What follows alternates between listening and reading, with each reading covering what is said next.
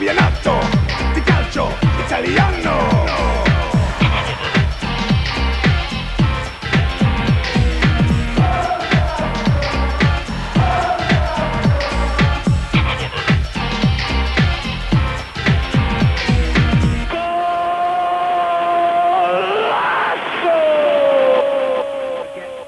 Joining me today, everyone, ex-Bordeaux, AC Milan and French international, Ibrahim. How are you, Ibrahim?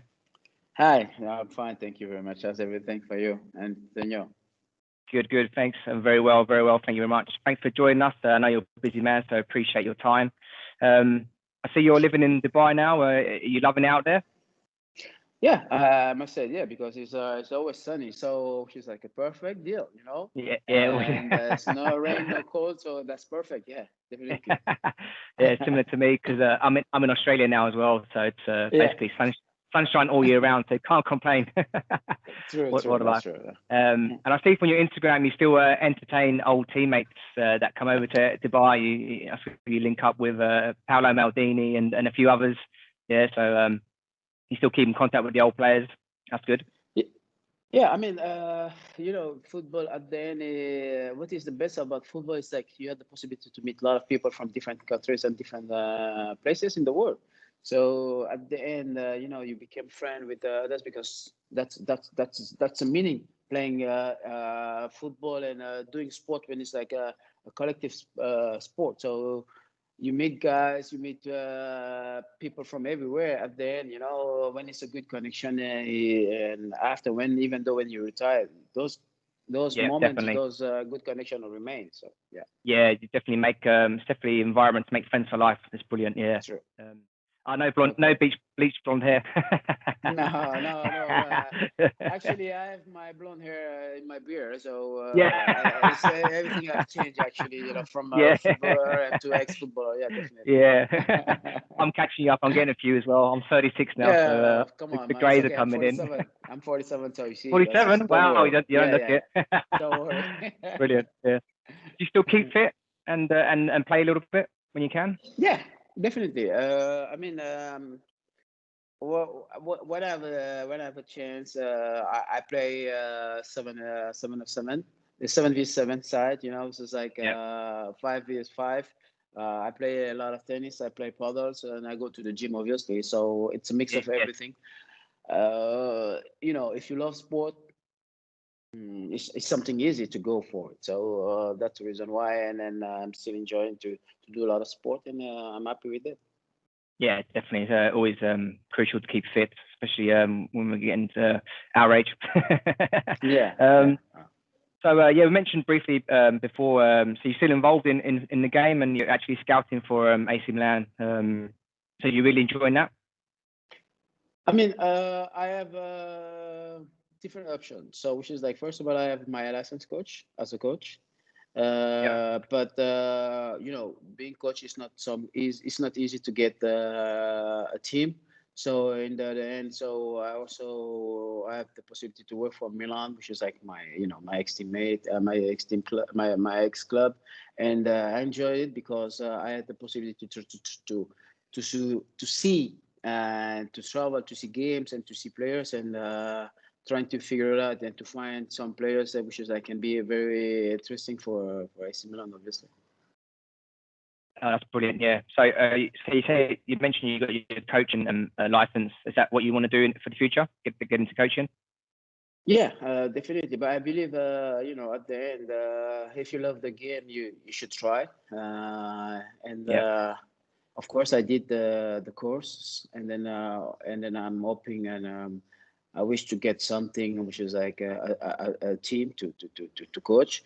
But you need to be patient because at the end also, you know, you don't have to jump into it because you just get your license. But even though I had it for a long time ago now, but everything is about you know, timing and also being able to find who's going to put you into, you know, that role and give you the possibility to roll, so to go for it. So this is the thing. So in the meantime, so I'm enjoying the site, you know, scouting, watching games and seeing players, seeing games and teams. And I think this is a perfect match between, you know, coaching and scouting, because he's always understanding and figuring out and discovering things. So that's perfect. Yeah, definitely. Yeah, it's like you said, if you've got the love for the game, you know, you want to stay as much as you can because you have that passion for it. So it never goes away, is it? Even when you're playing football. So it's good to keep involved. Yeah. True. Okay, mate. Let's crack on with your great career, mate. So you started at Le Havre, but is it right? As in they signed you from Chantilly? Yeah, Is that actually, correct? because I was in Chantilly, which is like 45 minutes outside of Paris. Yep. And then I did the sport etude over there, which is like you like sport and going to school in the same time. So yeah, and then I was playing in I think it was like in fourth division at the time in France, and I had the possibility to go in Le Havre for the academies, and then everything stopped from there. Yeah. Also the funny thing is like Le Havre, it's a big things for my family, for us, because my dad, we used to play football too. Oh, okay. I didn't Right, know and that. my dad, yes, and then my dad was professional, and he Yep. played second division in Le Havre at the time. Okay. So for me, afterward, when I was going there, it's like I've seen like pictures of my dad everywhere over there. Yep. So the chairman of the club was also a chairman. Yep. So it was so I was coming, and then everybody was like the big expectation, because you know what, oh, your dad was playing here, let's see if you're better than him, whatever. Yeah. So Big pressure. yeah, it was a big pressure. And then actually I think it was a great place to be, because they knew my family, they knows everything, because like I said, the chairman, I had met him when I was a kid, when I was like 10 years ago, when I was 10 Yeah. years. So he came to Senegal and to visit us, and Yeah. afterward I ended up like when I was like 17, going for the academy in Le Havre, and that was a great feeling, and that was a great moment. And they make it easy for me, actually, to be honest, because That's like good. I Yeah. said, when you know people and when they know you. So that was great. That was a great place to start your career then, obviously, because you knew everyone there, so it was a lot easier for yourself. Yeah. And so I think you made your debut when you were 19 for Le Havre. Is that right? Or Actually 18. 18? Yeah. Yes, when it was my birthday, when I was like 18. Yes, definitely. Yes, Yeah. I remember we was in playing in social, and I played my first game professionally in it's like 2 days after my birthday, because I was born in January 12th. I think Yeah. it was a few days after. So that was my first game with Love Professional in the first team. But to be honest, that was not the great game. Okay. No, No, what happened? definitely. No, I mean, like it was a lot of things. First of all, um, I had some injuries, and then I was not 100%, but I wanted to play. Right. And you can't refuse the first game, being Yep. with the first team. So I thought that I could have managed, but I did not play well. And then this is those type of games. Sometimes anything can happen. Yep. But I had the chance, because the coach was really somebody who really liked me, and then he was always pushing me, even Yep. though after that game I did not play many games the whole season afterward. At the end of the season, we have some, friendly games, Yep. and he was thinking to basically to send me a loan for another clubs, to get more like Experience. experiences and more time to play. And those friendly game, I did so well. Then he changed his mind. Oh, it's good then. Yeah. And were Le Havre, sorry, obviously now they're famous for producing players like Pogba, Payet, Mahrez, Benjamin Mendy. So were they still famous for that back then when you started? Yeah, I mean, like from my when I was there, when I came over there, it's so many other youngster players was also in the Yep. academy, and they went out. If it was maybe not in Europe, but they were most of the time in France on different clubs. Yeah. So it was like a club which is like have that identity about the formation is to build young talent and then bring them up to the first team, and afterward, of course, because the money wasn't not so great. At some point, you need to sell some players to be able to to survive, because that was the key for Le Havre at the time. Yeah. And in my time, I came out. Like you said, Vikas Doraso, and then afterwards, the Pogba, Payet, Mendy, Mahrez, all of those have been there. So, and also that I believe, that this is the story of the clubs, and then that was a great thing. Yeah, brilliant. And I think your breakout season came in 92-93 season. You made, I think, over 28 appearances. And in that era of the French league, you had players like Chris Waddle, Jean-Pierre Papin, George Weah, Klinsmann, and you obviously had the golden generation French players coming through like Zidane, Desailly, Djokayev, Barthez, Thuram. So when you're playing in that league, did you feel comfortable? Like, did you feel comfortable as in like you knew you belonged there, like playing with those great players I just mentioned? But you have to understand one thing. So first, about the time we had, like you said, 92. When we talk for everybody, was like Marseille. That was a big club. That was a big club, which is like, what, you go there, you have Chris Waller, Basile Boli, Desailly, Deschamps, Angloma, Amoros. There was like a team which is like, wow, and then they went in different finals, and at the time, they used to call not the Champions League. It was another name. I forget the name. But I mean, like, it was like a final of Champions League. They was playing against Belgrade, Red Star Belgrade, and they play also AC Milan Champions League finals. You know what I mean? Yeah. So for me, I was like, I was like 18, 19, going to Marseille, and then the funny things, my first goal in League One was against Marseille.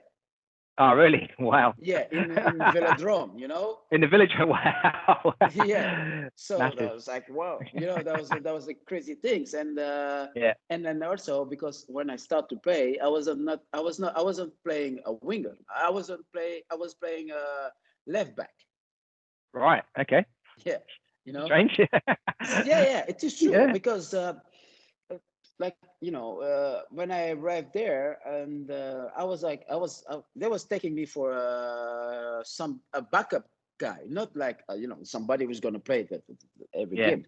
And so where I had the speed, and the coach thought that, okay, I can fit for now only playing on the right back, on the left back, and it was just like that actually. And I started my career as a left back. Okay, wow. So when did you transition to right wing? Basically, what happened after Mankowski was the coach, left, a new coach comes, Guy David. Yeah. So he came to me, and then we were talking, and he said to me, "Listen, you're great. You have space. You can run, but defensively you're a little bit poor. So I think for your game, we need to switch and to find something differently." I said, okay. I was thinking like, what he's saying. So he told me like simply, he said, listen, I'm going to put you on the right side, and I will put somebody behind you. Then you don't have to worry about coming back and defending and everything. It is just like you have to enjoy the game and keep going and forward, and use your skill and use your speed, and it's just like that. And we talk about, I think it was in 95, 94, 95. This is where I started to play as a winger. Oh, okay. So quite a few years after you started your career. Yeah. Okay. So that was the main turning point then, obviously, for you with your new position. Yeah. Yes, it is. Yeah, brilliant. Yeah. Just quickly go back to that 92-93 season. You mentioned Marseille there. There was a bit of controversy, wasn't there, around they won the league, but the president got done for, I think it's a corruption scandal. Do you remember that well? And what was the talk of the players, and what was everyone saying? I think did he bribe a few players on another team?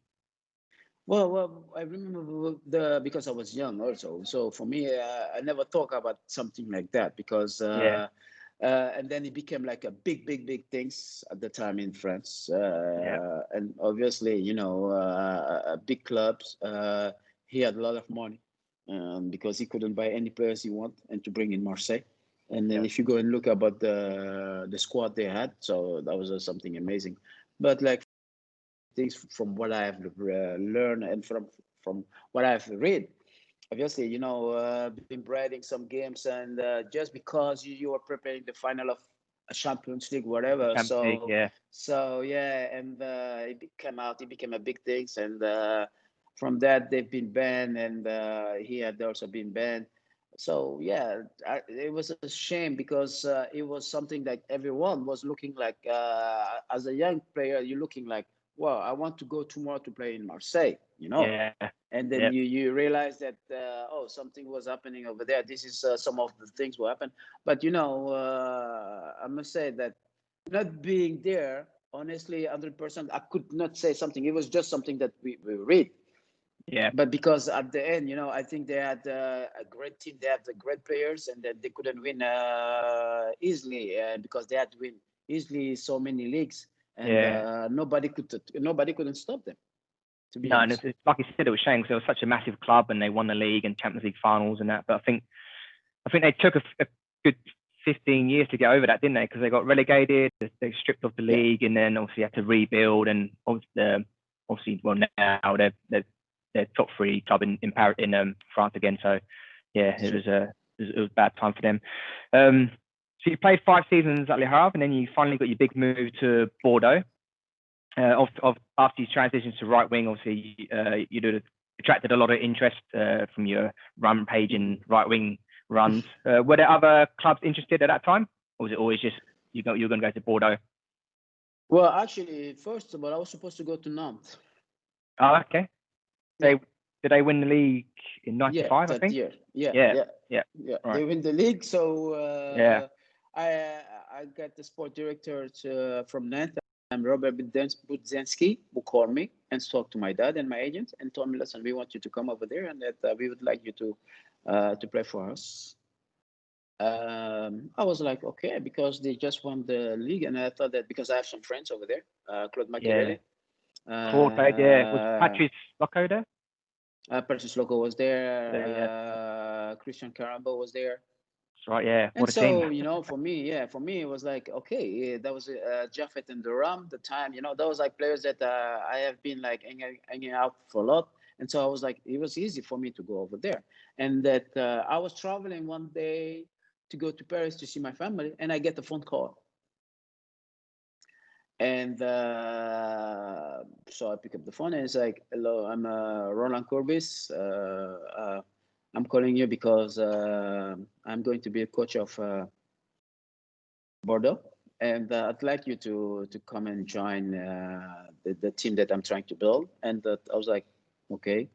Then he told me one thing, it was just like really like something will make me change my mind, because he said to me, you know what?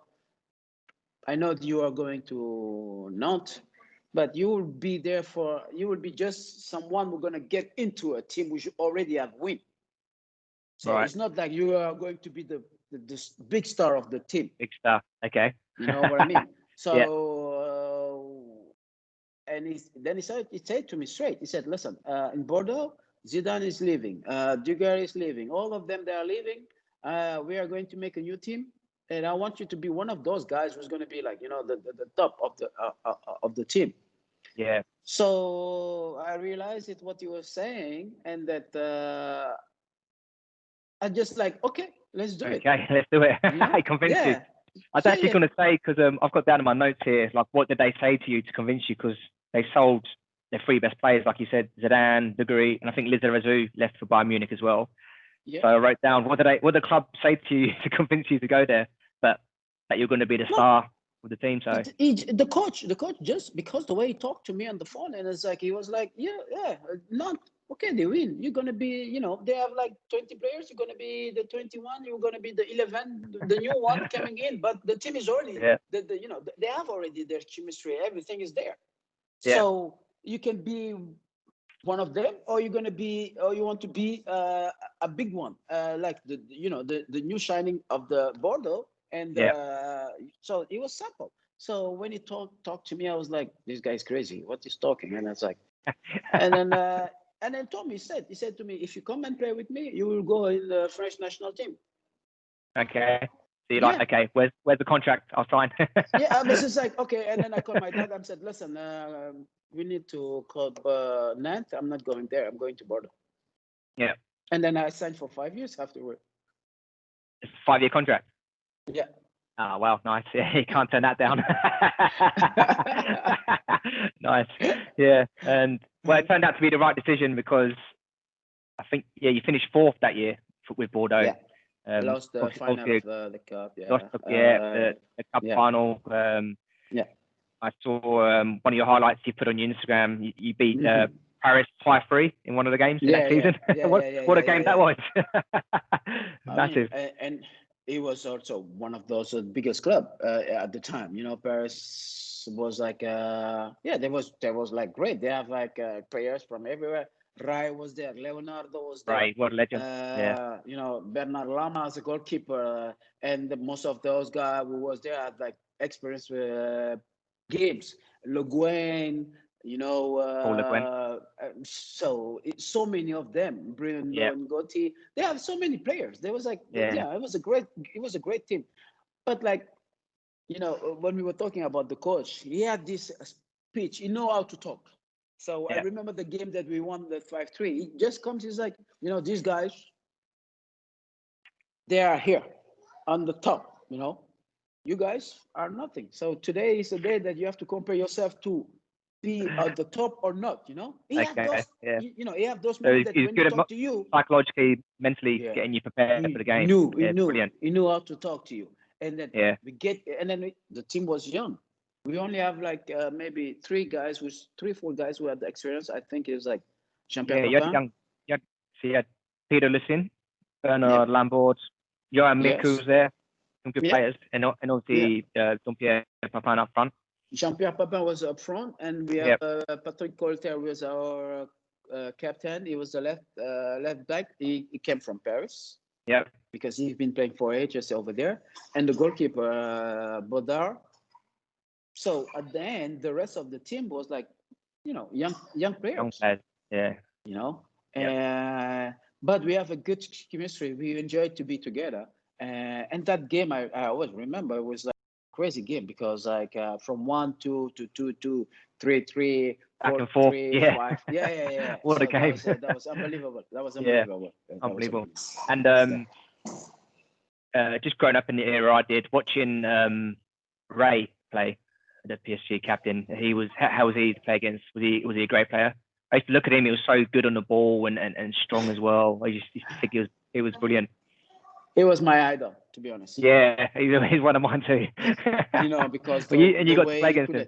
Yeah, the way he handled the ball, the style. You know, it was like you see him like people used to say, "Oh, he's slow," but it wasn't about slow. It was about how he make it things and simple. And to be honest, he was quick with the ball. Obviously, things that you don't see. Of course, if you put Mbappe and then you put him next, you might thinking like, oh, okay, slow. But the guy know how technically how to deal with the ball. And then to take off, you know, yeah. And then it's like, you know, when he's playing, it's like you say, you know, you look like you think like he's looking up to the sky, you know. He was great. To be honest, he was great.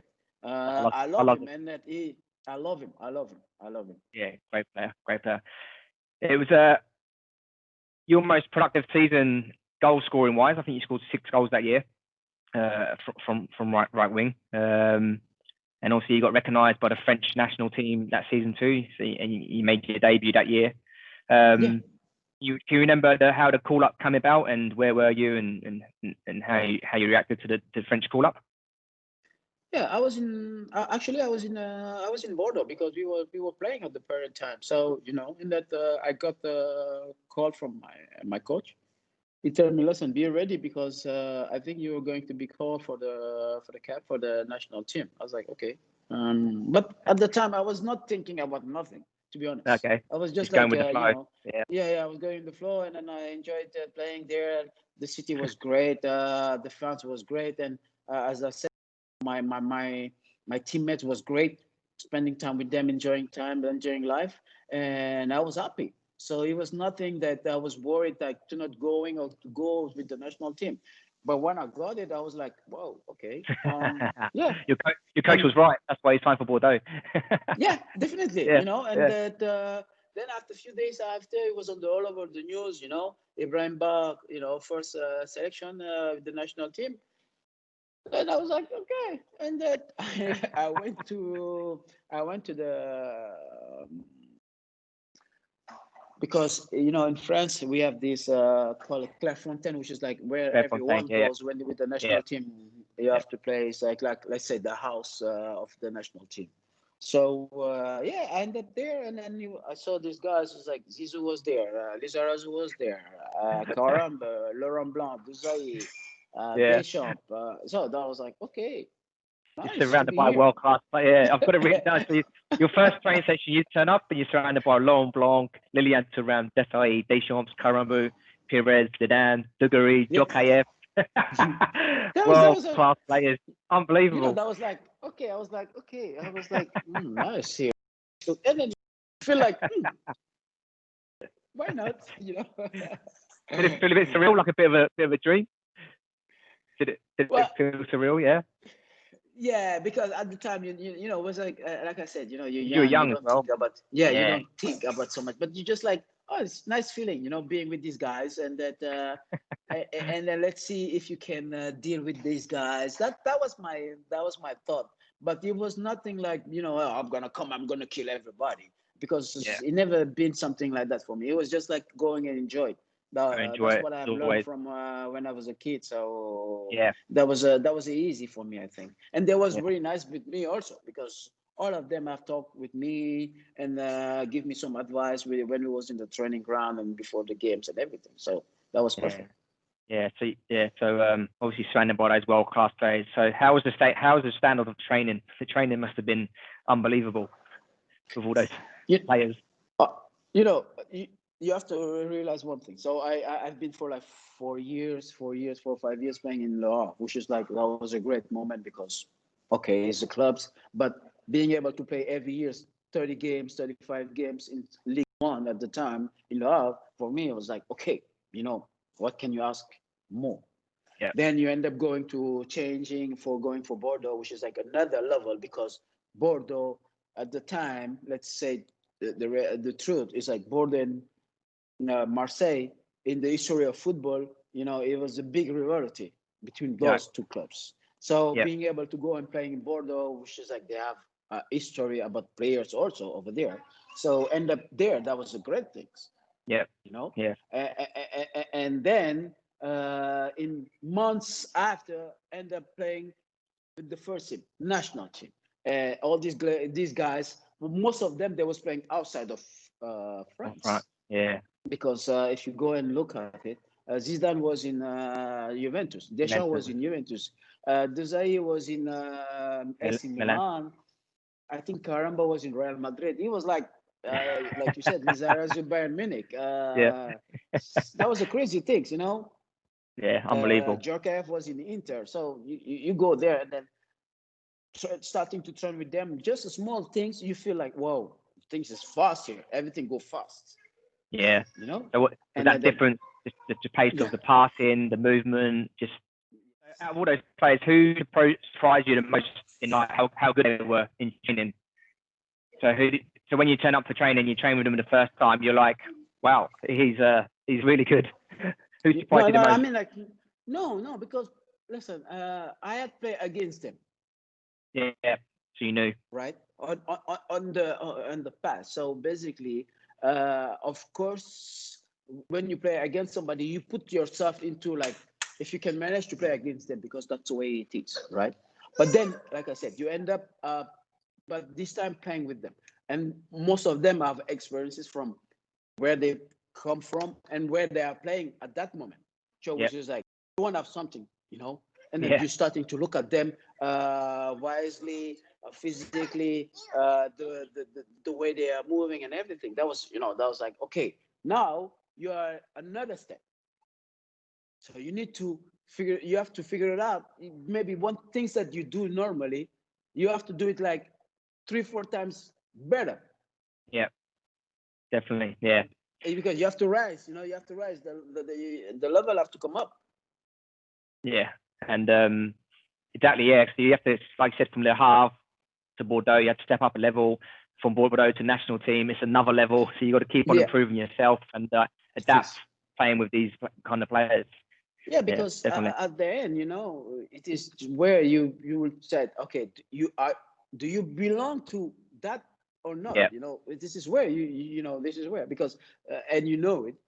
Sometimes you might go for the first time with the national team. It can be a good thing, it can be the bad things, because you never know. Some people maybe cannot handle the pressure, There's a lot of things going on, you know what I mean? Yeah. And this is where that sometimes you have to go through to that to understand where can you be, or if you can make it or not, Yeah. And how did you feel? How did you feel when you turned up training? Did you feel at home playing with those kind of players? Because obviously, you started on your debut. You had a dream debut. You scored a goal, a great goal as well, cutting in from the left. To be honest, everything was easier because the coach, first of all, he always came to me, talked to me, and he make it very easy. I mean, like Aimé Jacquet was great, assistant coach was great, Philippe Bergerot. So it was like all of them, and like I said, more or less, Zizou. I was born in 1973, so more or less, even though those guys was already before the national team. But if you look up at the age, it's not like a big difference. Okay, a big difference come like maybe Desailly, Deschamps, Laurent Blanc, you know what I mean, or Bernard Lama. But the others are like more or less we were there, Thuram. This is the things, you know. And then that was a great feeling. But definitely, to be honest, all of them make it easy for me at the time. I suppose the better players you play with, the easier the game becomes, I think. Yeah. Because you can make as right winger, you make those runs, and players like Djokovic and Zidane are just going to find you and pass to you in space on your right foot, so it makes it easier for you as well. Yeah, definitely. True, because this is things at the training. That's the way it's working, and then you're starting to train with them, and they know you. They know what you can do, so they tell you, don't worry, we will find you. Keep going, don't think about it, just do this. It was simple. Yeah, brilliant.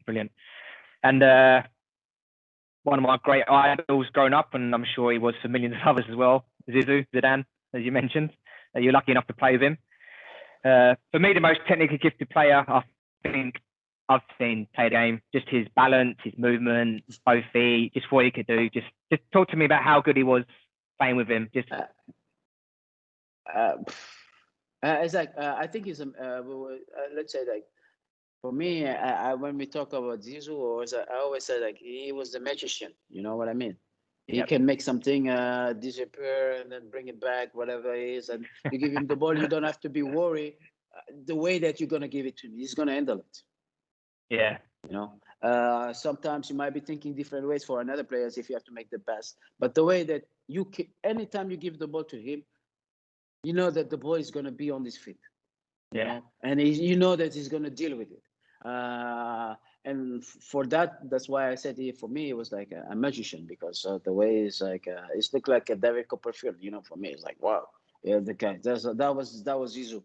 And also because he also gives this relaxing, because in his head he's always like this cool calm guy.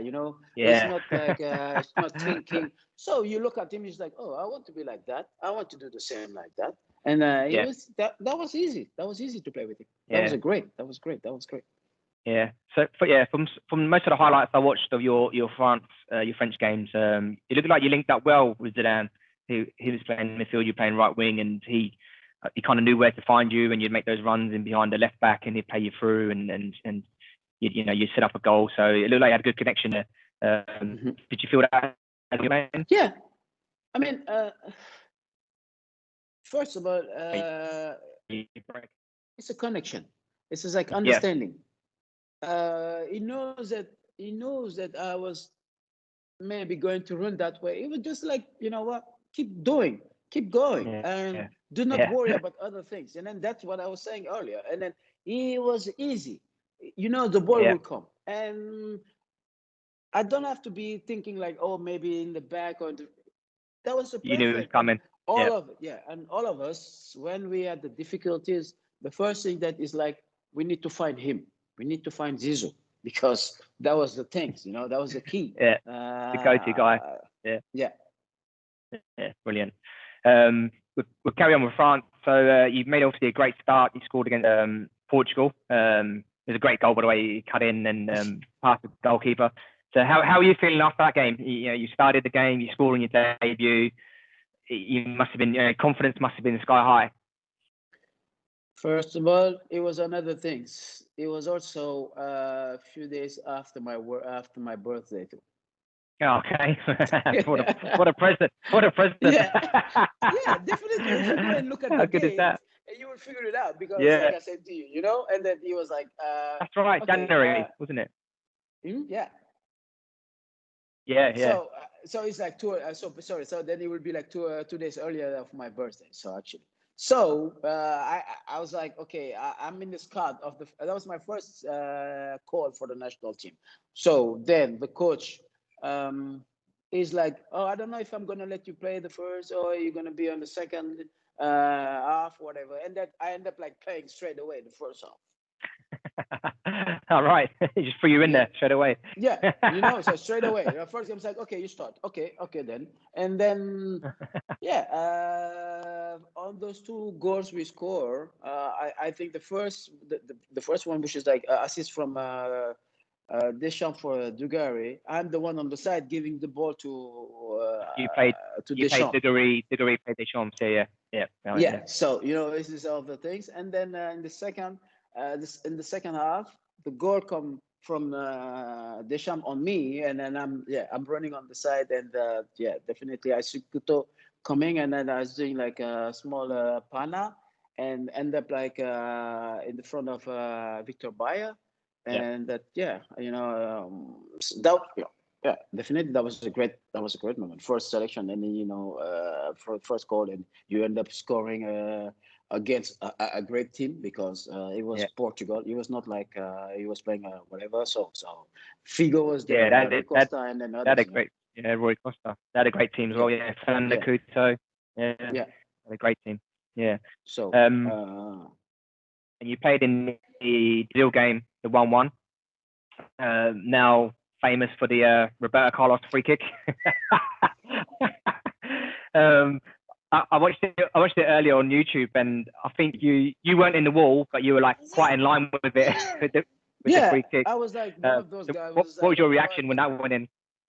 I thought that the ball was going out, to be honest. And seriously, I never thought that the ball was going into the net, because the way that he took the ball, the way he shot it, and it's like this curve things, and you're just like looking about it, you're thinking like, oh, you're turning yourself and you're looking, you say, oh, the ball is out, and then you see, boom, goal. It looked like it was going like 10 meters past the post and then just curled in. Unbelievable. And it was like nearly 40 meters out. It's like, okay, let's say that you have this line of 5 guys standing in front, and the ball just like going on the other side over, and then getting in and then returning, and then even though the goalkeeper was like Fabian Barthez at the time, it's like, oh, I thought the ball was going out. No, seriously. I think that's why it looked even better, because Barthez didn't move. He just went like this. No. And it was like, what? Unbelievable. Unbelievable. Nobody thought about it. Then, at the moment you get upset, but then after you going and then on the replay and watching again after the game, you said, wow, what the hell? Yeah. Definitely. It was what a free kick. At that moment you don't think. I was like, come on, man. And you don't think, it's like, come on, it's a joke. And then that was incredible. That was crazy. What a free kick, And obviously you'd been playing right wing up against Roberto Carlos. How was he to play against? Difficult, but the thing is, like I said, when you play on that level, it's I think it's more about like intimidation, understanding, when and where to, not to, because this Yep. is all about. And he's a type of player that you knew that he loves to attack, and then you have to be also be able to defend against him, but to make him defend also, And himself, because it is all about that. It is not yeah, about, because if I starting to put myself, is like thinking like, oh no, he's gonna go back, he's gonna go up front, and I have to defend. So I'm gonna let him do whatever he wants. yeah, definitely, You yeah, know. yeah. So And make him worry about you going the other way, defending. Yeah, this is it's the intimidation things. It's like, yeah, you go, okay, I can go also on their side. So that was the things. yeah, And actually, that was a great thing, because I think we had a great game. We had a good time at that. I really enjoyed that game, definitely. But like you said, everybody knows him as a he couldn't do the free kick, and everybody knows that he loved to go. on So forward. Yeah, yeah. yeah, yeah. And a young Ronaldo played up front as well. I think he just scored 34 goals in 37 games for Barcelona. Then Barcelona at that time, yeah. Yeah. How was he in that game? Obviously, well, I think the best striker of all time for me. He was just To be honest, unbelievable. yeah. And obviously that was before the knee injuries as well. So Of course. what was he like? Listen, I had the chance to know him in different ways, because the first time I was okay with the Tournoi de France, right? And then afterward, the year following, we were playing in Italy. So he came the first years to Inter, and then I came my first years to Milan. Yeah, you moved at the same time. I think the same year. Yeah. So at the end, you end up like knowing each other, and then we did some commercial with Nike together. Oh yeah, that's right. Yeah, where we're on the beach, that commercial for Nike. So this is where we know each other, and then we have many times we have seen each other in Milano. So that was a great, and he always been like a funny guy, enjoying life, and then that was the thing. But like you said, for me, I think he was one of the greatest players I haven't seen as a striker. Yep. Definitely, yeah. From skill, speed, that was something crazy. And I did follow him also when he was playing in Barcelona at that time. That was a magic. That was something crazy. Yeah. Yeah, he was an animal that season for Barcelona. Yeah. He was just Yes. phenomenal, as they call him. Yeah. You played 7 out of the 8 friendlies, I think, for France in '97. I think you were involved with the majority of them. And then in '98 you started against Spain, and then you didn't play in the remaining friendlies leading up to the World Cup. Yeah. Did the coach pull you aside and say anything to you, or did he just pick the squad and not speak to you, or how did it come about? No, we did have speak. I was like, to be honest, this is what happened actually. So when I decided to go for Milan in '97, before I left, I spoke to the coach of the national team, and I told him, listen, I have the possibility to go for Milan to play there. What do you think? He said to me, listen, to be honest, I don't have a problem if you go there, but my concern is like, just you need to play. If you play, no problem. It's not a problem for me. It's not a problem for me for the national team. So this is what we had talked. So I end up going in Milan, and if you look at that year, so I played like more than 30 games. Yep. And so I wasn't, and then I did like maybe like 13 or 14 assists during the season. Yep. So I wasn't worried about the national team, which is true. That was my first years in the I season and the different league. So at some point I was a little bit tired, to be honest. When we talk about after that game against Spain, I was a little bit tired. Then we had another game against Scotland, which is like I did not perform. But then yes, it was just like a few months before the World Cup, and I was in the squad because we were like 28. Yeah. So it was like the pre World Cup training and everything. We was in Clairefontaine with the team and everything. And so we was doing like a week training with all the guys and everything. And one night, I get uh, one of the member of the staff of the national team who called me, said to me, "Listen, the coach would like to talk to you and the other guys." And I said, "Okay." So I ended up in this room in this office, and we were talking about it. And he told me, "Listen, me and my other teammates, you guys are not going to be part of the squad for the World Cup because of based on the games that we are going to have, and blah blah blah." So she was like, I was surprised, of course, I was shocked, Hmm. because it Definitely. was something that for any players, to be able to play the World Cup, it is something that you want to do. Yeah, especially And in France. yeah, Yeah. playing at home or so, and that just like that, and it just happened like that. So Crazy. Yeah. Because I watched a lot of your games for France and the highlights on YouTube during the week, and it looked like you're playing well. You're full of confidence. Like I said, linking up with Zidane, you scored a few goals. I don't think you lost many games that you played in for France. mhm. So it must have been a real hard decision to take because you must have thought you were playing well and doing enough to warrant being in the World Cup. So it must have been hard for you. Yeah, because as I said before, so any players who play on the high levels, your goal is to go with the national team and trying Yeah. to play for the World Cup and to win. So, and when you're 23, 24, and being able to be a part of the squad and playing at home, it is the Yeah. things that is the dream for anyone, you know. Yeah.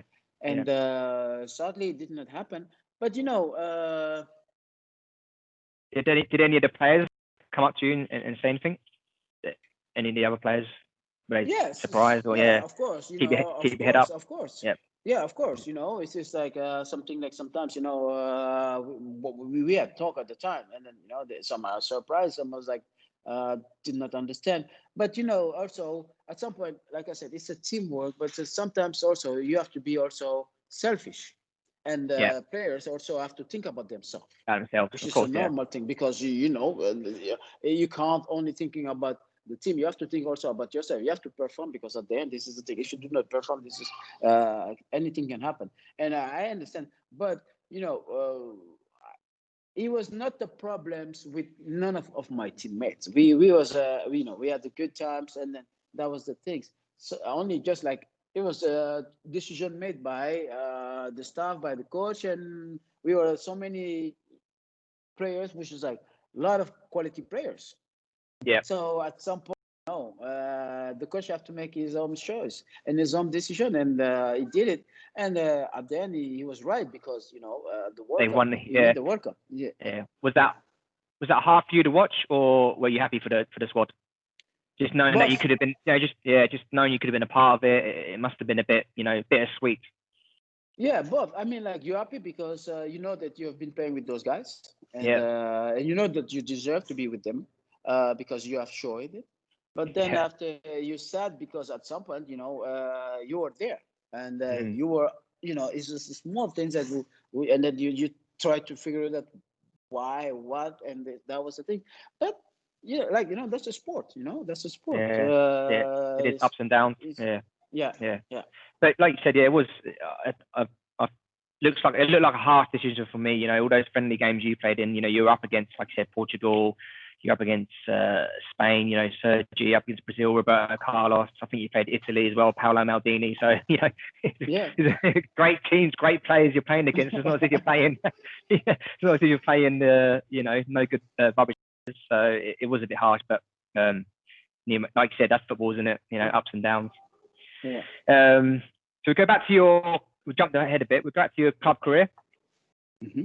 You had that outstanding season, obviously, for Bordeaux, and then AC Milan come knocking on the door.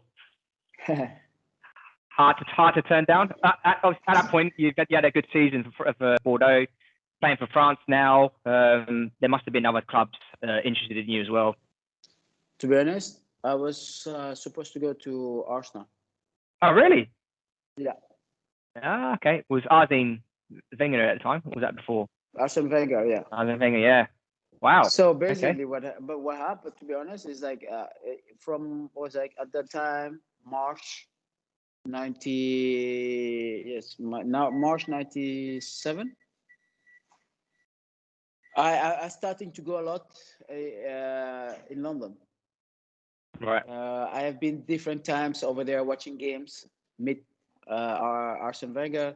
I had met David Dean at the time, was the chairman of the Arsenal. Yep. So for months, me and my agent and my dad, we've been talking with Arsenal and Arsene Wenger. Oh wow! So everything was like set for me to go to Arsenal. I didn't know that. Okay, yeah, brilliant. Yeah. And was Thierry there? Henry there already? And yes. Anelka? Yes. Yeah. And Patrick Vieira, Bergkamp was there. Yeah. So it was just like something like which is like a normal procedure, going like from Bordeaux to go to Arsenal, which is like okay, it's not far from Paris, and that all my friends that I knew that they was playing there, so that was a perfect combo. Yeah. So what happened? How did Milan? How did you end up at AC Milan? Yeah. Because this is what happened actually. Like I said to you, I signed for 5 years, right? But then actually Bordeaux get offer from Barcelona. Barcelona as well. Yeah. Wow. And they get the offer, which is like I was like today, if we compare it's like 12 million a year. Yeah. To buy me for Barcelona. Then Bordeaux told me, listen, a lot of money then. Bordeaux told me, listen, we had this agreement with Barcelona. It's up to you if you want to go or not.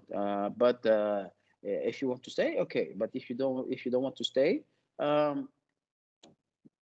this is what we have from Barcelona is 12 million. So any clubs who are going to come, we're expecting to have the same. Right. So okay. Then I spoke with my agent, and my agent told me, okay, the same thing. He said, okay, Arsenal will pay the same. So I was like, okay, Arsenal. But then for Barcelona, I said, first of all, before to go anywhere, I need to talk to the coach. I'm not going to go somewhere without being able to talk to the coach to understand what you want to do, where I'm going to play, or whatever it is. Yeah, and, fair enough. And at that time, Barcelona, what it was look like, and that most of the time it's the chairman decided whatever. So at the time, I think it was Enkes was the coach, I think. Oh, okay. Something like that. I don't remember who was the coach. Anyhow, and that it never happened. I never talked to the coach in Barcelona. So for me, the decision was simple. I was going for Arsenal. Yeah. And then actually, before the tournoi, in '97, I get the phone call from my coach, Roland Courbis. He was with my agent, and he told me, listen, you're in Paris? I said, yes. He said, can you go to Le Bourget? It's the airport in Paris. It's the office over there. Some people, they wanted to see you. I'm like, okay. So I went there, and I ended up to this office, and in front of me was 2 persons.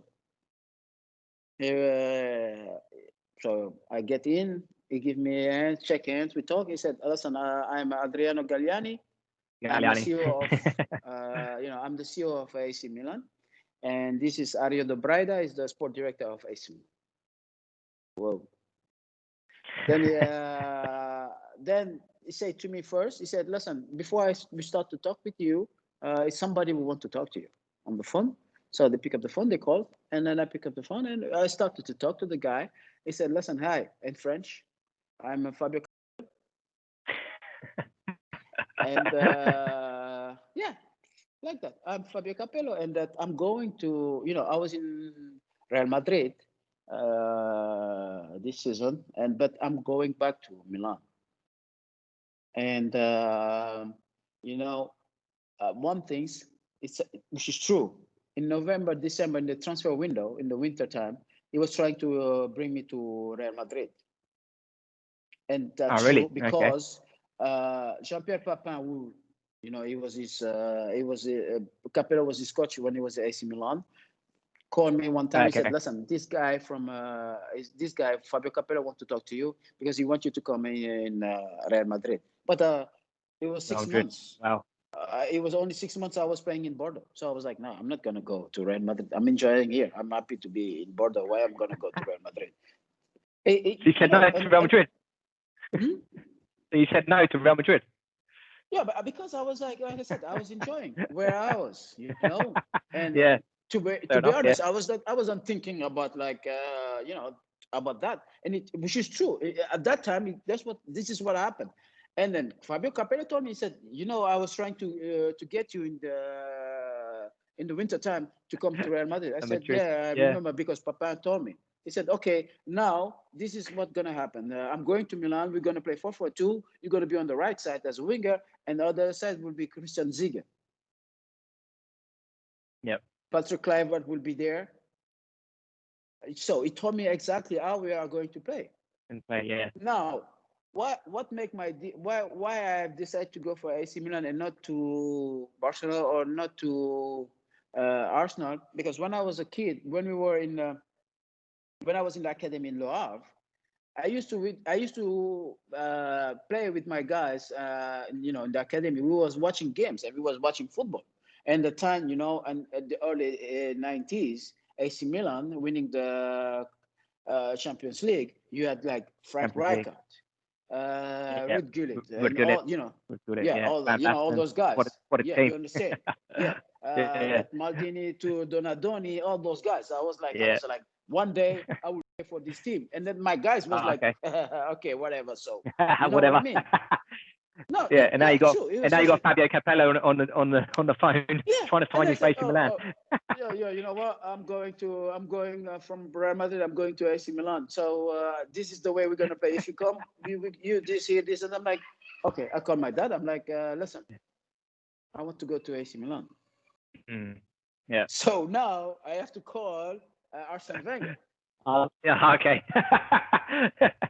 How did that go? So bad because he was upset. Had to go mad? Was he upset? Yeah.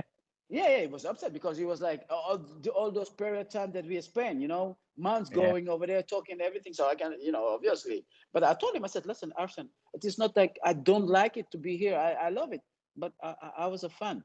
I was a fan for AC Milan, and today I had the opportunity to play for them, and that it was not even for the money. Yeah. But because I was a fan for AC Milan. Yeah, brilliant. Yeah. So yes, AC Milan was your new home. You walk into the dressing room, your new teammate Maldini, Desai, George Weah, Leonardo, Savicevic, Albertini, Boban, Kluivert, Costacurta, Donadoni. Baggio was there at the time. And Baggio as well. Yeah, Baggio was there at the time before he went for Bologna. But we started the season together, and Edgar Davids was there too. Okay, right. Yeah. Before he went to Juventus. Yeah. What a squad. Yeah.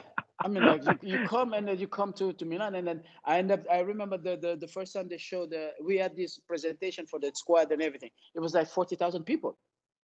Oh, really? Yeah, I was like, what the heck? Yeah, what's going on here?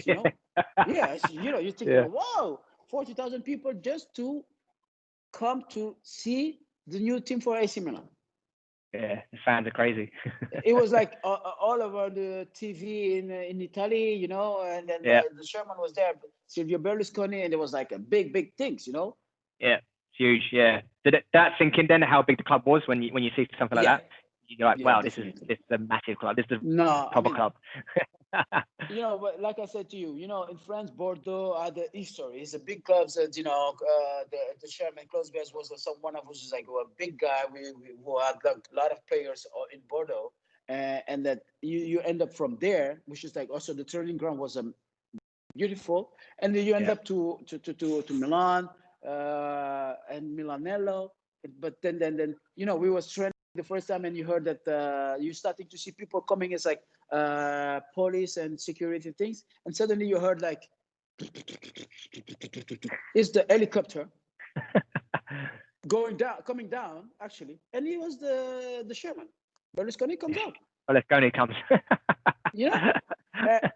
Yeah. It's Must have seemed just crazy. like it's crazy. He comes out of the comment starting to say hi to everybody. Yeah. Shaking hands, welcome to Milan, congratulations, I'm happy you to be here, blah blah blah. We will follow you the whole season, and if anything you need, just these people, and if you can talk to me anytime, just like that. Berlusconi just turned up in a helicopter. Yeah, but crazy. It's something which is like we laugh about it, but that was a reality. Everybody knows that. In Italy, you always travel that way, Yeah. So, what a club, what a huge club to sign for. And like you said, you had Capello as your manager. So I interviewed my friend a few months ago. His name's Darren Bent. He played for England under Fabio Capello, and he had some funny stories about Capello. He'd go crazy. He'd go crazy now and again. If you're late for the team meeting, he'd go mad. Or if he did something he didn't like, he'd soon tell you about it. Was he like that when you played for him? He was tough. Yep. To be honest, I've learned a lot with him because he showed me. Let's say when I was in France, I was more like the guy was like playing football, enjoying and whatever it is. But then I don't think about it. Wait, baby. So that was the things. And when I came to Italy, I started to learn what does that mean to be professional. Yeah. Working, dedicating yourself to the team, dedicating yourself at the training. Those hours that you have, you need to give 200% of it. Then after you can do whatever you want. And with him, it was like that.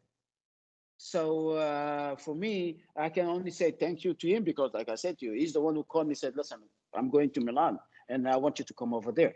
Yeah. And then he had put me squad. He had put me playing, at the starting lineup, So it is not something, of course, like every coach, when things goes well, everything is fine. But when things goes, bad, then sometimes you change your mind, you change the way that you see things. But for me, I can only say, thank you to him because without him, I might not go to play for AC Milan. AC Milan, yeah. And was he good? Was he a good coach tactically, like during the game and the way he set up his teams and stuff? Was he really good tactician? He understood the games. He knows things, and then he's really prepared. And the thing is like you go to the training ground, right? You let's say we start 9:00 training. He was there at 7:00. Yeah, but he was preparing everything, and he was just sitting over there with his stuff and waiting from outside of the changing room. Yeah. So what time do you get there? 9:10. No shit. At the beginning, I was like, no, seriously. At the beginning, I was like coming late. Fine. I get so many fines. Did he say anything? Did he ever go mad? No, he never took something. He never said something to me. But he was like, "Hey, my friend, you're fine. Okay." So that's the thing. But then you realize that because then you're starting to see the others. Because Because in France we didn't have. No. Let's say France. They said, okay, 9:30. You come at 9:20. You have to be 9:30 on the training ground. Yeah. But in Milan and it's like you have to be, because this is where I started to learn the things that I say. The guys was like 9:30. They are there at 8:30. All right, 8 yeah. o'clock. They have their coffee over there. They're gonna sit, read the news and whatever, Yeah. and then go to the changing room. And step by Yeah. step, do their things, which is like something that I never thought about it. But No, at the end, yeah. if you think about it, it makes sense. And this It's is what I said. I yeah. have learned from them. Yeah, a lot of people would say they're going to play at Italy in Serie A, that the professionalism is just another level. It's, like in the mid-90s, we had, well, from England, you had Paul Ince that went over to play for Inter, Paul Gascoigne, David Platt, I think, before that. And they came back to England and just said professionalism over there is just on another level. Yeah.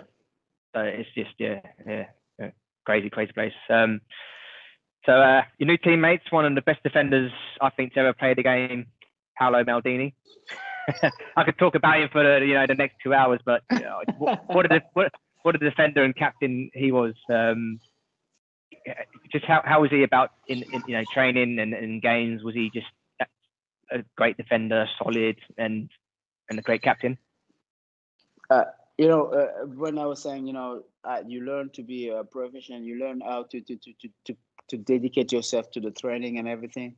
This is two things. It's like I said, first of all, with Capello, and the second is with him. Because at that time, when I come to 97 in Milan, that was the time, it's the first time he's starting to become the captain of the team because Baresi retired. Yeah. And being a winger, right, and he was a left defender.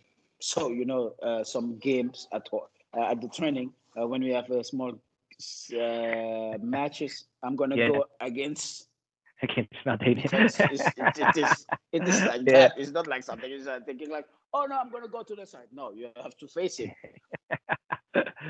Because that's a reality of the things. And then you're starting to see, and there's like, whoa, the guy is going like 200 miles, like he's giving speed, and then like he's going hard. You're like, oh shit, man, this is the training. No. So he's really intense in training. Yeah, 100%. He's like, no, my friend. The way you train, this is the way you're gonna go on the game. The way you play, yeah.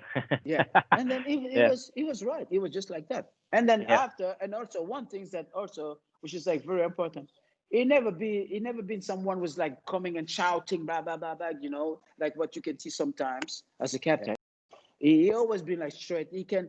He loved music. You can talk to him about music, about everything, but like easy. He was the easy guys. Yeah, it's just guys, Yeah. But like I said, training games, it's gonna go hard. So you're starting to see that what you want to do. You have to do the same thing. You have to adapt. Yeah. Yeah.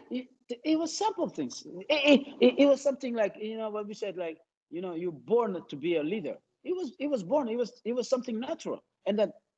Yeah, it was easy to follow because it make it to you easy. I came to Milan. Okay, I came from France. People might know me, but in Italy I was nobody. I have to prove. Yeah. And I was in the hotel. He called me. He said, "Listen, come tonight. We go for dinner."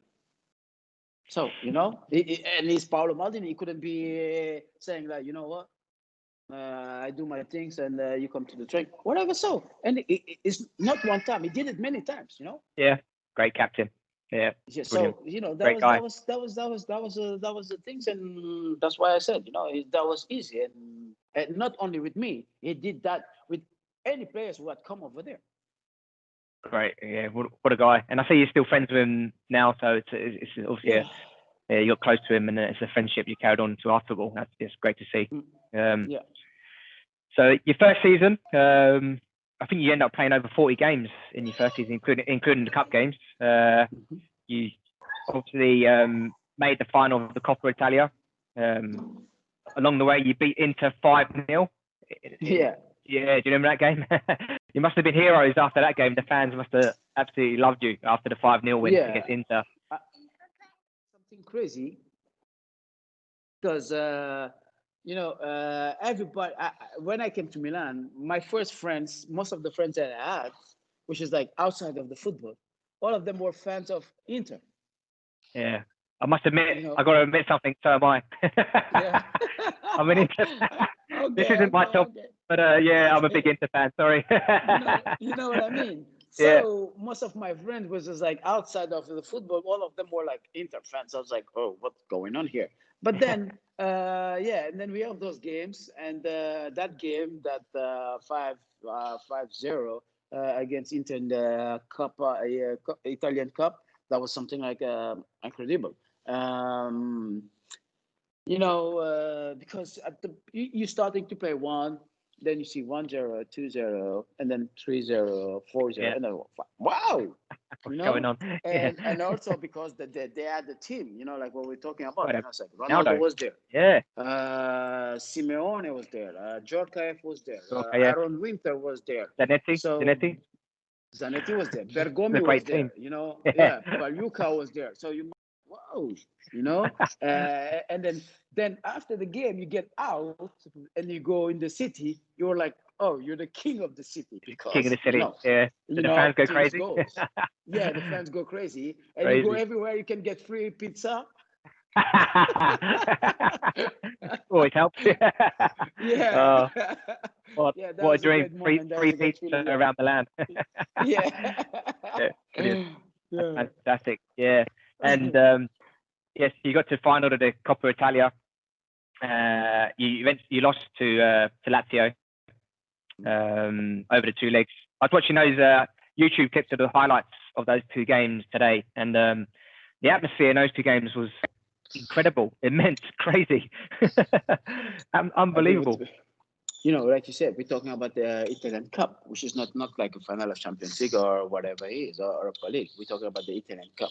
And then you end up like at the stadium, which is like 80,000 people. Okay. End up at the stadium, it's like 80,000 people, 60,000. And then suddenly you're like, whoa, where they come from just for this game. But that's the mentality. That's the mentality. How crazy people in Italy love football, It was crazy. and then they're crazy about that, and you just want to go for it, and then when you see all these fans, you want to play the game. Which is like you want to win, and it's a matter of like, you know what, let's push up, let's push, and let's try to make it. Yeah. See, I think you're on the bench for the home leg, but you started the away tie. Is that right? Yeah. Right. What was it like playing in the away leg? Because that was crazy. There's flares everywhere. The fans, I think there was 60 or 70,000 fans there, going mad, and it must have been crazy to play in.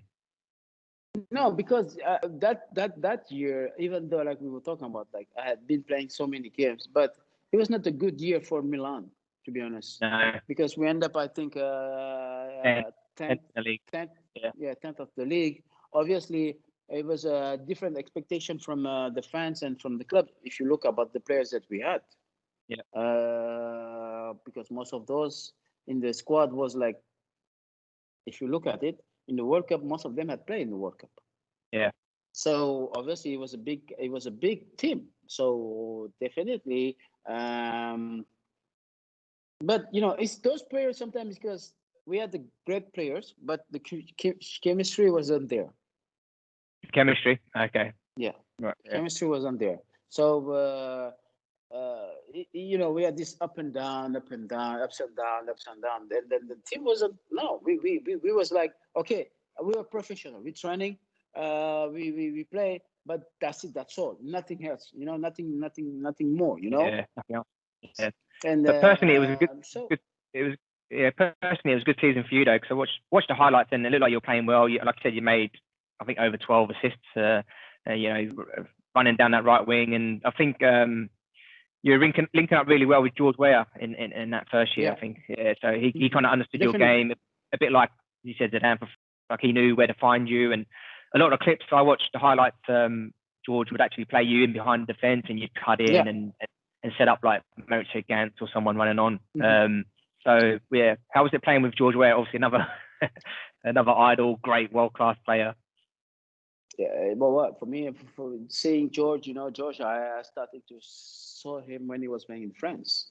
So from Monaco, so you can understand a bit what he was for me. He was a legend, and coming from Africa, and then his story being the first one who won the Ballon d'Or as an African That's player. right. Yeah. So that was, that was something incredible. So that was something great. And then end up like, I tell you a story, a small story. It was like, in France, we used to have this at the end of the season, these small games for like charity, and all these professional guys used to come. And for me, my first time that I was playing in Le Havre, at the end, I started to play with them. But I was one of the youngest guys, Yeah. And after the game, he gave me shoes, a sandal shoes. Oh, did he? His boots. Yeah. Oh, Yeah. brilliant. So that Yeah. was like that was a Yeah. crazy moment. And that That's after crazy. years Because after I end up, years after I end up going with him, playing with him at in AC Milan. hey, man, crazy. Yeah. Yeah. Yeah. I used to play in George Weah's boots as well. The red Okay, Diodoras. Diodora. Yeah. And had his signature on the side. So, yeah. Yeah, you know what not I the same mean? as getting the real one signed, but I used to play in those when I was a kid. So yeah, obviously, I used to look up to him, a great player, and I think that the 1998 season you played in, he was unbelievable, just strong, quick, good movement. Obviously, could finish. He looked like he was unplayable. He was just a machine. Like, you could not stop him. You could not stop him because No. he have everything. He have everything. Power, skill, and he could do everything. Head, shoot, and I think it's like today. You might think like Lewandowski, Dzeko, style. Yeah. So this is what I think George would be if you have to compared to those guys today. Yeah, it should be that way. Yeah. What a player! And was he a good guy? Do you still speak to him now? Yeah, of course. And then I came to Milan. I remember that I was looking for an apartment, and he had the family. He had the apartment. He was like, how do you say that? 4,000 square feet.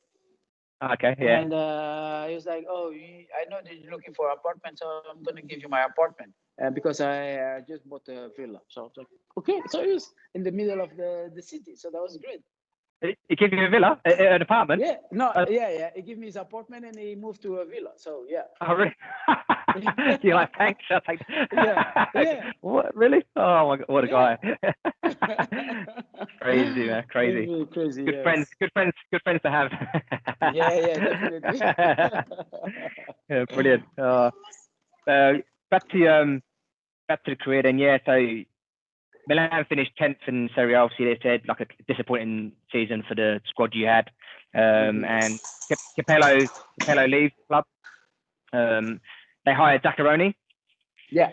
So he just come from Udinese. They'd finished 3rd or 4th, I think. He had a great season there. He brought over Bierhoff and Thomas Helveg.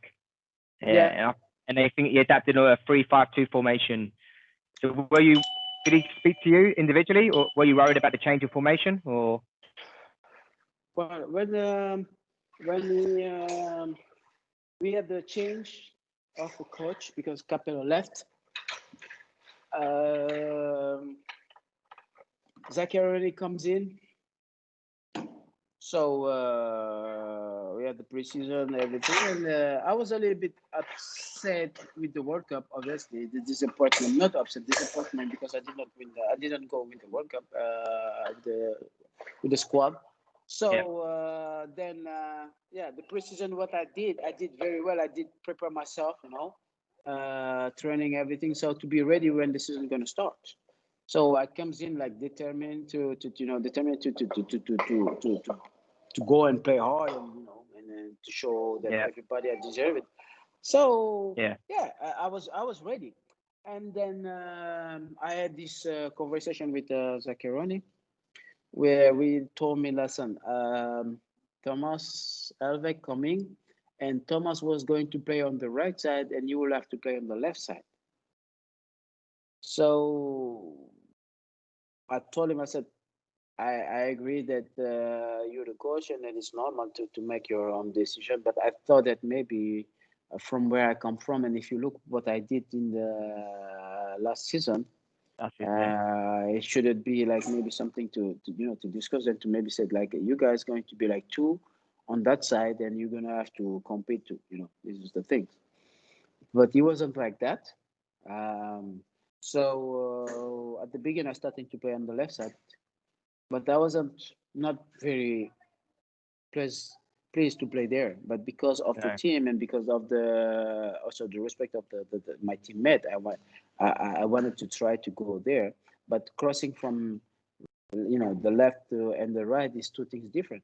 Yeah, definitely. Yeah. And then one game, so I think it was a bad game, and that I didn't like the way I played, and I told him, listen, if I am not going to be able to play on that side, better to not put me. Yeah, not playing And left. that Yeah, that's quite honest of you. Yeah. so yeah, and then he obviously he had another guy which was like William Pietro, Yeah. and he was playing very well on that side. He did well, and that yeah, we end up just like that. And then I had to be on the bench, and I had to be patient and wait until that it's a possibility for me to play on the right side. But yeah, this Yeah. is those things happen. Yeah. Yeah. It's football, isn't it? Yeah. But you still had Yeah. I think you still played 18 games that season. So Yeah. yeah, you and what a season that was. Obviously, you end up winning the Scudetto, winning the league. Absolutely, Yeah. not bad thing to have in your CV. Serie A No, title. I mean, what is the difference? It's just like you have to think about one thing. So, like I said to you, the first years when I came over, we wasn't like we wasn't the chemistry wasn't there as a team. You know what I mean? It was like we were Yeah. professional. But the second year with the new players comes in like Bierhoff and others, we were really like friendly. It became Yeah. something like enjoyable to enjoy to be together. Okay. And then sometimes, and then obviously, if you compare the first years and the second years about the players, you will see it's a big differences. Yeah. Less quality player, probably, I must say, but like more like being happy to More of a be team. together. Yeah. Yeah. Yeah. More of a team. And and then it was just like that. And then step by step, you're starting to win here, you win. You at the beginning we did not start very well. But after the let's say the first 18 games, the second round we're starting to get into it, and then we're starting to win those games, one by one.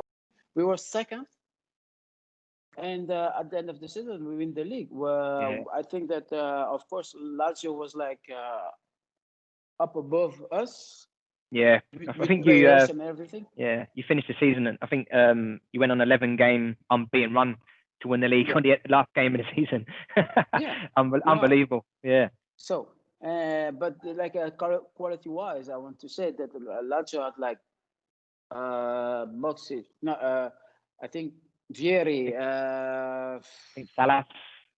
Was Salas, Salas there? Simeone. They have Maybe like crazy Veron players, Testa. Yeah. Yeah, Crazy. Yeah. they have crazy Great players. team. So Great you team. might, I think, even though maybe I don't know if it's not Mancini was there. I don't know, whatever. Yeah. But they had like a quality team. There was like, Yeah. it was the team that to beat. It was like no way. You might thinking that they are going to lose that season. Yeah. So Unbelievable. yeah. And do you remember the final day? I think you were on the bench. Is it Perugia away? You played. You won a league. Yeah, you're on the bench, and you get a 2-1 win, and I think, and obviously you win the league. And what a day! It must have been huge celebrations. It must have been a big party. Did Berlusconi throw a party for everyone? No, he wasn't there. But when we had the celebration in Milan, he was there. But Okay. mostly you always see him on the home game, or when he come during the week at the training. Yeah. And that, but it's like I said, the organization of the club is so high that it don't need to be there, because like I said, we have the CEO. He was following us all the time. Sport director also. So, and that you have these bubble things, which is like it's only the coach and the team, and that's it. And so you guys like focus on what you're doing. That's the way Milan was built, and everybody knows what's going on. Yeah. And how are those celebrations after you won the league? Did you have a few parties and it must have been? Just like, wait, what do you mean you have party? It was like for a week. Was like every night we was like partying. But who was the biggest party animal out of the team? No, I mean, winning the league. You know what does that mean if you have been there? So winning games and things, but and then which is like it was like for after a bad period of not winning, you end up with these teams, and that suddenly of us, obviously, we were also a young team also. Yeah. You know what I mean? So everybody was enjoying, and so this is what we did. And it was like, I think I was like for 10 days a row at the end of the season, every night we were out. It's just a normal thing, you know. But then it's not like who's the party animal. It's like, oh, you're in the party mood, and everyone's enjoying it. Yeah. For the celebrations as well. Yeah. Yeah, And yeah, obviously definitely. the fans must have joined in and gone crazy, and you Yeah. must have been like Yeah. heroes to the fans. It must have been, yeah. I bet you didn't pay for a drink all week. Oh no. But the funny thing is, I don't drink alcohol, so also, so definitely. So that was a great thing. Yeah. Yeah. You know, so for that was great. Yeah. Fantastic. Yeah. But then the next season you were loaned out to Perugia. Yeah. So was that a discussion you had with the coach? He said you weren't going to play many games. Was it up to you, or how did that come around? No, I did not talk because me and the coach, we did not have a good relationship. So I just spoke to the club. I spoke to the CEO. Yeah. Told them that listen, I understand what's going on, but me and the coach, we did not have a good relationship. But that at some point I need to play because I wanted to play.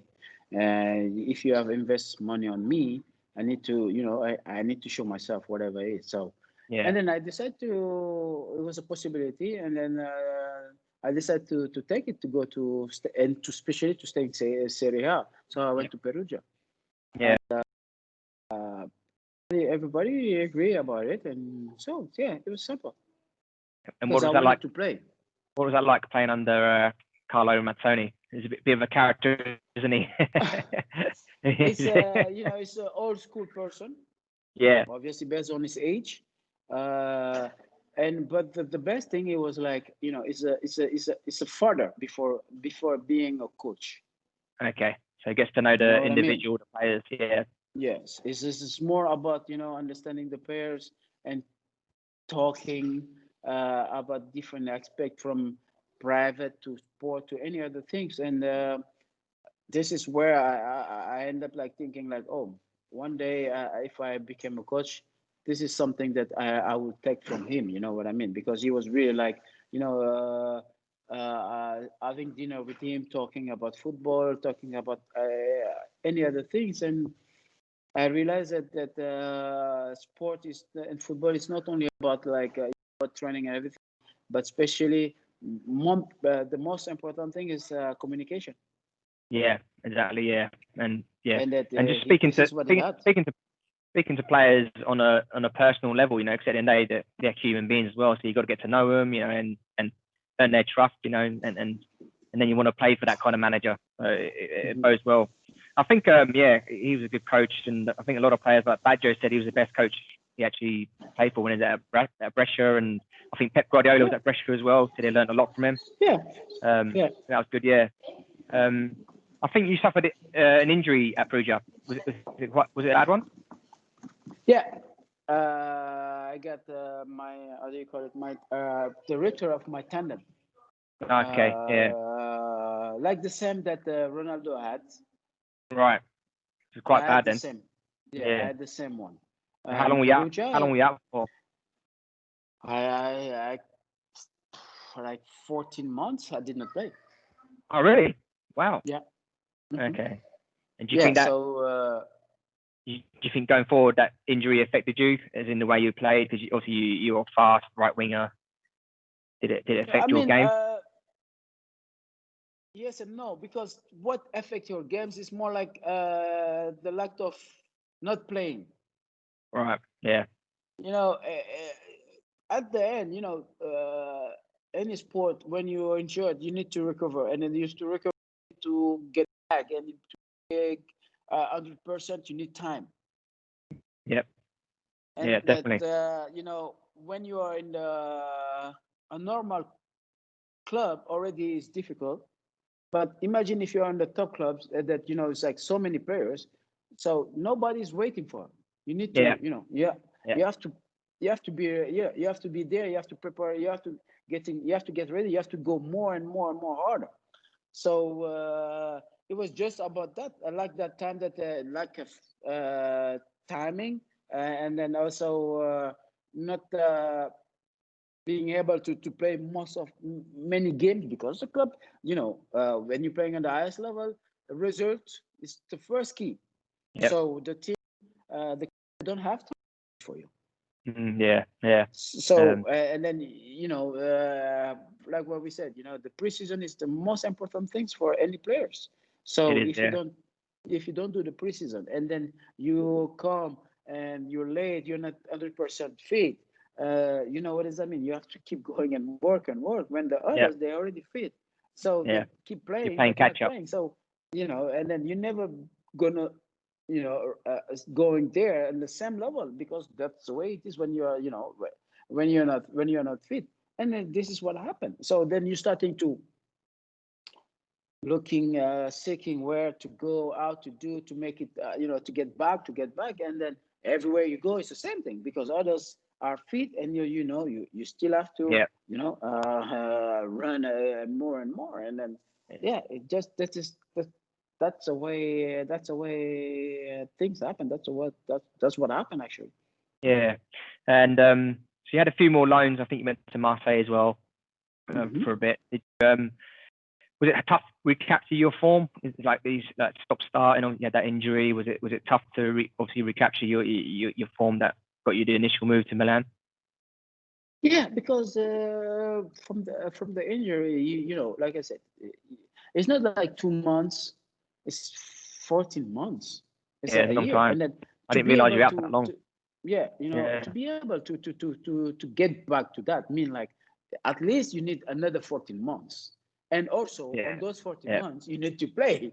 It is not like Yeah. you play one game and you don't play 6 games, And then and rest. you know what I mean, Yeah. So You got to perform as well, then obviously. you Yeah. have to perform, okay, because any clubs you go, they're expecting something from you. But if you cannot perform, so they're gonna say, "Oh, it's finished," because that's the way it is. Because Yeah. Yeah. that's a football thing. Yeah. Yeah. Yeah. So that's 2 loans, and then your time at. Actually, you didn't play many games, but you're in the squad where you for the Champions League when they won the Champions League in 02, you played 4 or 5 games that season. Yeah. Yeah. Um, were you part of the squad or for the Champions League or not?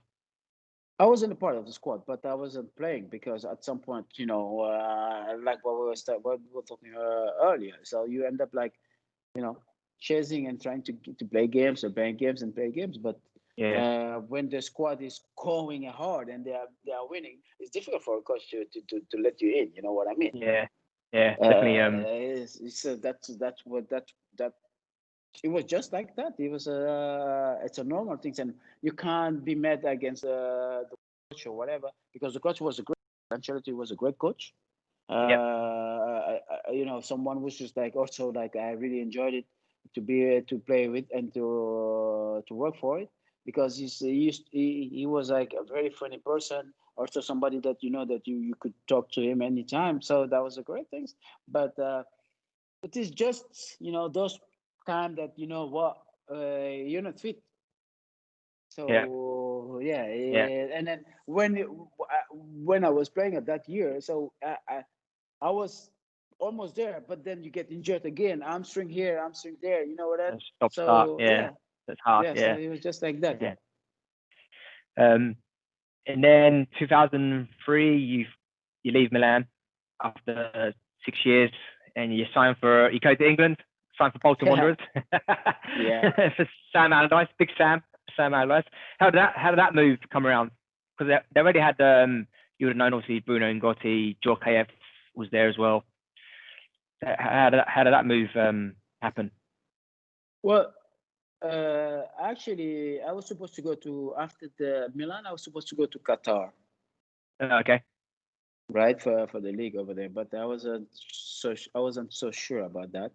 And Yep. my agent told me, listen, it's a possibility for you to go in England in Bolton. So I was like, okay, why not? Because and then I found out that it was like you said, Djokovic was there, Bruno Gotti was there, and JJ Okocha was there. So I wanted Gotcha. to, Yeah. I wanted You to had experience that time to go to try to see because I didn't go at the time with the Arsenal, so I wanted to go in England. England. Yeah. And yeah, the league was great, and everyone was watching that. So I was like, okay, let's do it. And Yeah. actually, when I went there, Sam told me, listen, I want you to come in on trial. Oh, okay. Yeah. So I was like, okay, that was the first time I was like, okay, go on trial. I never knew what was it. And I ended up going there, and then I did like a trial for like 2 months. Oh, really? Yeah, definitely. Okay. Too much. So 2 months trial. So I was like, Yeah. okay, and then I ended up signing for Bolton. Yeah. And to be honest, I really enjoyed it to be there. Yeah. I enjoyed because that was the possibility to play also in Premier League. So that was a great moment. It You was a know great what I mean? experience. Yeah. Yeah. So we had And like the you said, great that season. a great team as well. Like you said, Hmm. yourself, JJ Kocher, Djorkaeff, Fungotti, even Campos there, and Yeah. Mario Yardell was there. Scored the goal. Yeah, yeah, So of so course. it was a strong team, yeah, yeah, Yeah, and we went to the final of the Carling Cup at the time. yeah, yeah, yeah, yeah. You did. You missed out on playing in the final, but I think you played Yeah, in the games leading up to that, so it was a good season. Yeah. yeah. So what I'll was tell you big? a story. Yeah. Sorry. I did not play the final because I get upset. All right. I will tell you why. What happened? Actually, because basically, if you go and look about the all about it, I did play the all mostly all the games on the Carling Cup. Yeah. And when the final comes in, I realized that I was not going to play. And because some wanted to put when we was playing the Carling Cup at the beginning, uh, all the other guys like JJ, Yuri, and others wasn't playing. It was Yeah. for them like a rest, Yeah. you know. So since I wasn't playing so much with the league in the Premier League, so playing all those games, so for me it was like say that my Premier League, game. So the Carling Cup, been playing all those games, and when we arrived to the final, I Sam decided to change the squad and to put the JJ others because of course it's normal, it's the final. Yeah. But then I realized that I wasn't playing. So I talked to him, and I went to talk to him. I told him, listen, I'm a little bit surprised that I'm not going to play the game because obviously, being playing the all games in the Carling Cup, I thought that I deserve to play, the final. And he replied to me saying, yeah, you know what, yeah, I understand your frustration, but it's something very important for the clubs and blah blah blah. So, and then I said, okay, what does that mean, that I am not important for the clubs too? Because it's Yeah. it's a Yeah. talk between the player and the coach, which is a Yeah. Of normal course, thing. you're gonna be disappointed. Yeah. And that then I told him, I said, yeah, because I think I deserve it because yeah, if I had played so until here, I think I should go for it. Then he said, yeah, I understand, but being the manager, I make my own decision too. So I decided that we are going to play this way, so you will be on the bench, and then yeah, and then we will see what's gonna happen. And then I get so mad, and I told him, I said, if I'm not gonna play, I'm not coming. Oh, you didn't go. No. Right. So yeah, just like that. So he put the squad, and that he said the first 11 starting the lineup, and I was on the squad. I was on the squad, but on the bench, and I canceled my name. I didn't show up at the airport. Oh, you didn't go. You didn't go. No. You must have been disappointed though. Yeah, like you said, you played the previous rounds and then not to be included. So yeah, fair enough. No, I mean, like, and that, if I was like 20, I would understand the things. Yeah, At the time, I was like 30. I think I was 30. So you know what does that mean? You don't gonna get that opportunity. yeah. And I think I had so many experiences of difficult things, and then I was like, okay, fuck it. If I'm not gonna play, to That's be it. honest, Yeah, I'm not gonna come. I'm not yeah. gonna come. And then the day at the airport, everybody was there, and I went to the training ground, and I was training with the academy, the youth. I didn't go. Did Sam say anything to you or no?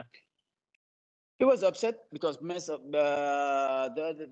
others told me about it, and then she's like, after when he comes, he put me out of the squad. So I had to train with the academies for weeks, actually. Yeah. Yeah. Well, happens, doesn't it, in football? So yeah. I mean, like, it's like those are like those prayer times that if you like as I said, if I was like 20, You'd there's understand. no worries. It's no, I Yeah, understand because what should I say? Some, but for Yeah. me at that time, I was like, no, because this is something that I have been playing all games. It can't Yeah. be. So Yeah. I wanted to play. So it was just Yeah. like that. So Yeah. it was not like against whatever it is. So I wanted to play the games, and then it was not possible because the coach just had a different way. So I was like, okay, you know what? I know the consequences. I know what will happen, but Yeah. I could not manage it. So I was just like, it was too much for me. So I said no. And then, as I said, at the airport, they called me the day that we were going to Cardiff. My friends was like, where are you? I said, I told him I'm not coming. I'm not coming. And I went to seriously. Went to the training ground. Yeah, but it's not funny, but it's not funny because at some point it's like, it's a respect. You have to have respect of your teammate and other things, but you have to also understand where the person come from. You know what I mean? Yeah, of course. Yeah, your side of the story. Yeah. And this is the thing, because if I'm a coach and my player do that to me, I will kill him, which is a normal thing, to be honest, Yeah. But sadly it happened with me. So I know tomorrow, if that happen, what things. Yeah. To be honest, it was a difficult time. Yeah. Yeah, in the heat of the moment, yeah, it happens. Yeah. But just touch quickly on, we mentioned magician earlier in Zidane. Another one, JJ Kocher. How was it? How was he to play with?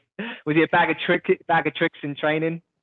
Yeah, it's just unbelievable technique. It's just like things that you would see during the game in Premier League, whatever it is. You will do the same thing in the training. It's a normal thing. And then it's like every time you expect, wow. Every day it's like, whoa. How could you do that?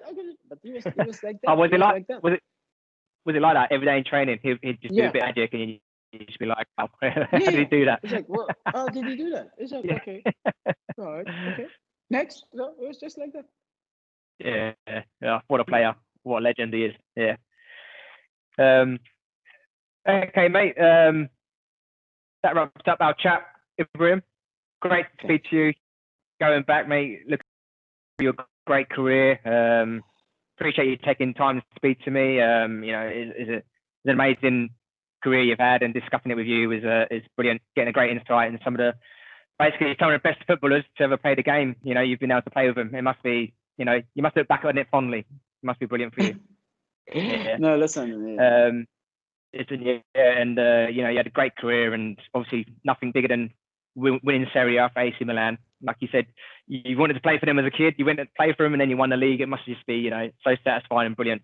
Fantastic, mate. Appreciate your time, Ibrahim, and I wish you all the best for the future, mate. Thank you. Thank you for having me with you, and I really appreciate our conversation. Obviously, I'm a little bit sad that you are an Inter fan, but like we say all the time, I wasn't going to say anything. I was going to Yeah, no worry, no worry. This is what I keep saying to my friends when they tell me that things in Italy.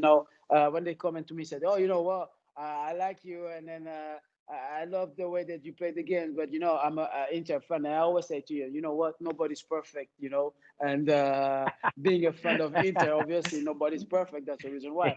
But to be honest, yeah, I really enjoyed it, and thank yeah. you again for